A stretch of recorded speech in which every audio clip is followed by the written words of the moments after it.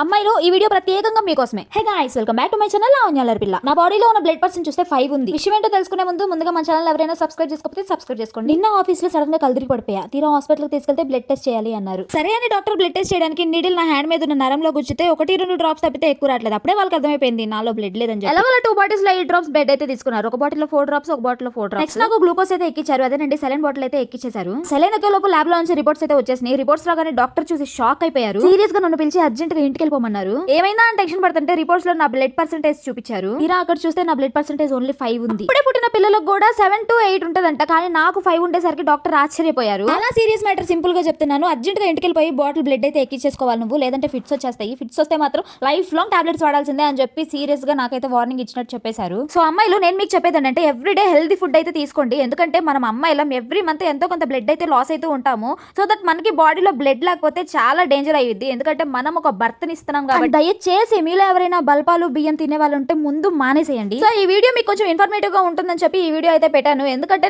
మనకి జరిగింది పక్కన వాళ్ళకి జరగకూడదని అనుకుంటాం కదా. ఈ వీడియోని చివరి వరకు చూసి లైక్ చేసినట్లయితే ఈ వీడియో కొంచెం రీచ్ అనేది ఉంటుంది. సో దట్ ఎవరైతే ఈ అమ్మాయిలు ఇలాంటి ప్రాబ్లమ్స్ తో బాధపడుతూ ఉంటారో వాళ్ళకి కొంచెం ఒక మెసేజ్ ఇచ్చినట్టు ఉంటుంది. అంతే. ఇంక ఈ వీడియో నచ్చితే లైక్ చేయండి, షేర్ చేయండి, కమెంట్ చేయండి. అండ్ అలానే మన ఛానల్ ఎవరైనా సబ్స్క్రైబ్ చేసుకోండి. అంతే. ఇంక ఈ వీడియో బై బాయ్.